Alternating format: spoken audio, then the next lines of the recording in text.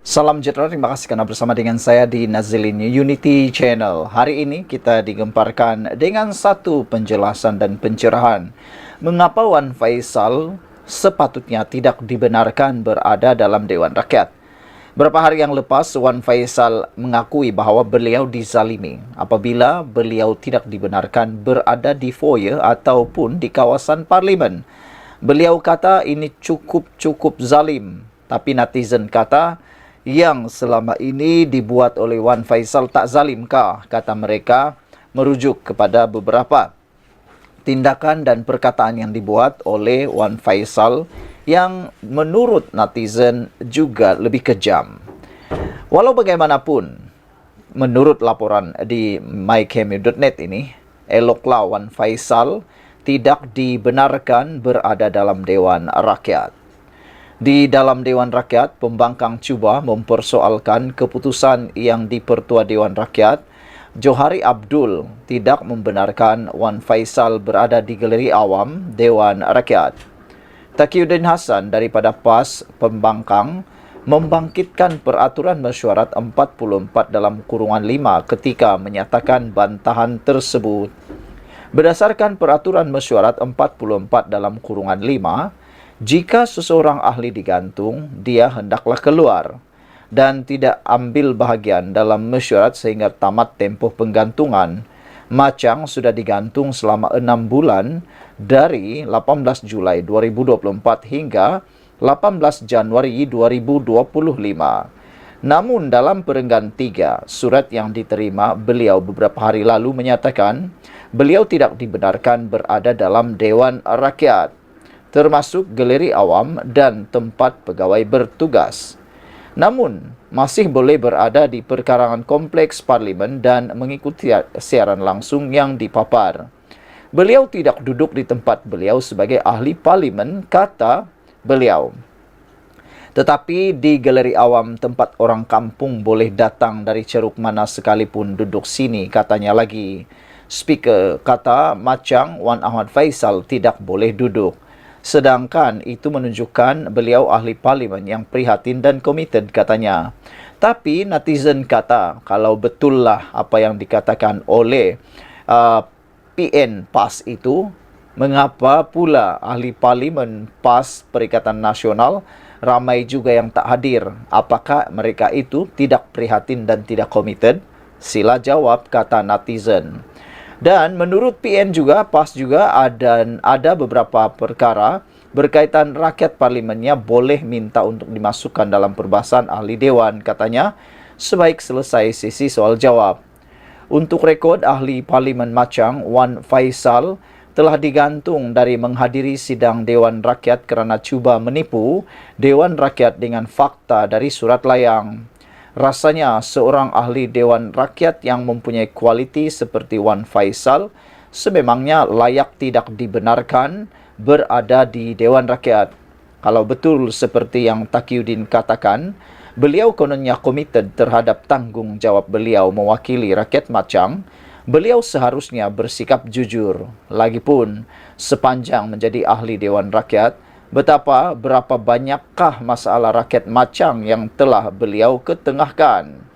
Jika setakat hadir ke Dewan Rakyat untuk menipu dan tidur, lebih baik tidak perlu hadir, hanya membazirkan duit rakyat untuk bayar allowance beliau, kata laporan di mycmu.net ini.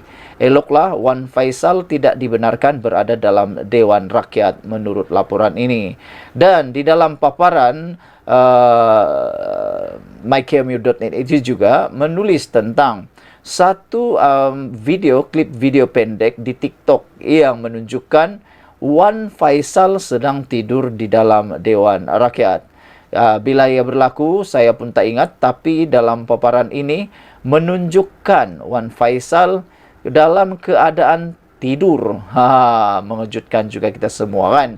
Jadi menurut laporan ini lagi, lebih baiklah Wan Faisal tak datang, tak hadir di parlimen, di Dewan Rakyat untuk mengelakkan beliau dalam masalah yang lebih besar lagi. Jadi saudara-saudara sekalian, lebih eloklah, wajarlah Wan Faisal tidak hadir di Dewan Rakyat. Menurut laporan ini, kita jumpa lagi. Tinggalkan komen kamu. Salam sejahtera, terima kasih karena bersama dengan saya di Nazilin Unity Channel. Sekali lagi, isu dalaman Parti Bersatu terbongkar habis. Gantung Parti Bersatu Jasin, mungkin taktik musuh gagalkan saya, kata Adun Bemban. Saudara-saudara sekalian, di sebalik pengesahan Parti Pribumi Bersatu Malaysia Bersatu bahagian Jasin digantung, Ketua Badan Pimpinan Bersatu Melaka, Dr. Muhammad Yadzil Yaakob menegaskan ia merupakan proses normal dibuat jawatan kuasa pemilihan parti JPP peringkat pusat demi memastikan proses pemilihan parti tidak terganggu. Bagaimanapun ahli Dewan Undangan Negeri Adun Bemban itu tidak menolak kemungkinan tindakan penggantungan Bersatu bahagian Jasin diterajui beliau itu mungkin didalangi pihak lawan yang cuba menggagalkan peluangnya dalam merebut jawatan Majlis Pimpinan Tertinggi MPT Parti. Jelasnya, selaku Ketua Pimpinan Bersatu Melaka, beliau menganggap peluang memenangi jawatan MPT sangat tinggi disebabkan Bersatu negeri itu memiliki kesatuan kuat di bawah terajunya.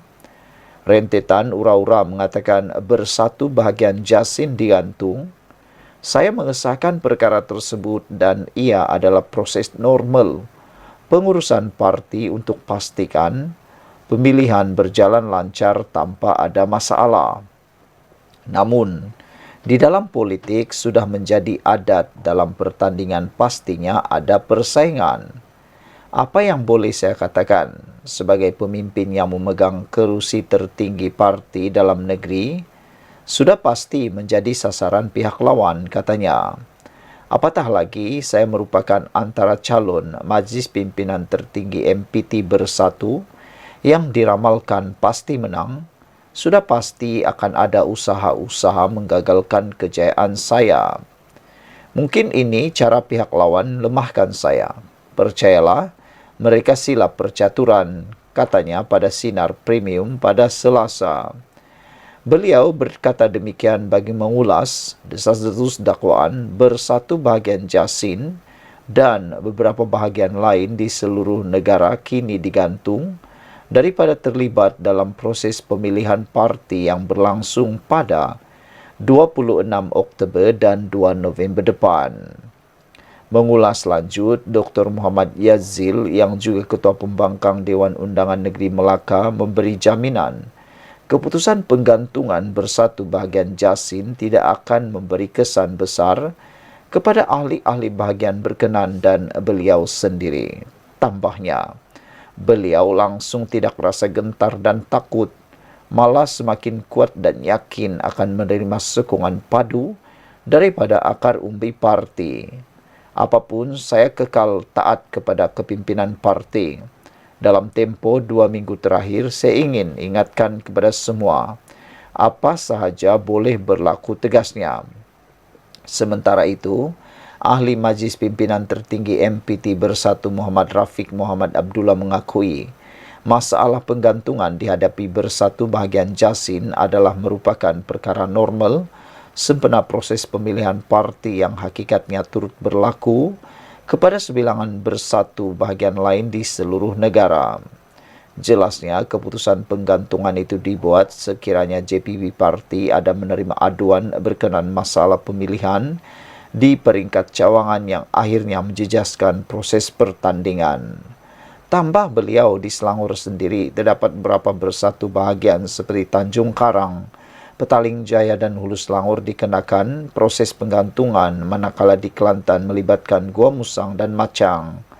Justru penggantungan bahagian Jasin ini boleh dianggap sebagai masalah teknikal yang boleh mengganggu proses pemilihan peringkat pusat sekiranya keputusan itu tidak dibuat segera. Selepas proses pemilihan selesai, mana-mana Bersatu bahagian terlibat akan dibuat pemulihan semula dengan proses pemilihan peringkat bahagian dan cawangan akan dilaksanakan demi memastikan kepimpinan baru dilantik, katanya. Muhammad Rafiq yang juga timbalan Ketua Badan Pimpinan Bersatu Selangor turut menjelaskan, keputusan penggantungan turut dibuat terhadap mana-mana bahagian yang tidak dapat dikenal pasti keahlian sebenar anggota mereka. Sudah pasti keputusan penggantungan sebagian bersatu bahagian ini tidak akan menjejaskan proses pemilihan parti, memandangkan masih ada lebih 190 daripada keseluruhan 202 bahagian yang tidak bermasalah untuk diadakan pertandingan, ujarnya lagi. Sekian untuk kali ini, jangan lupa tinggalkan komen Anda.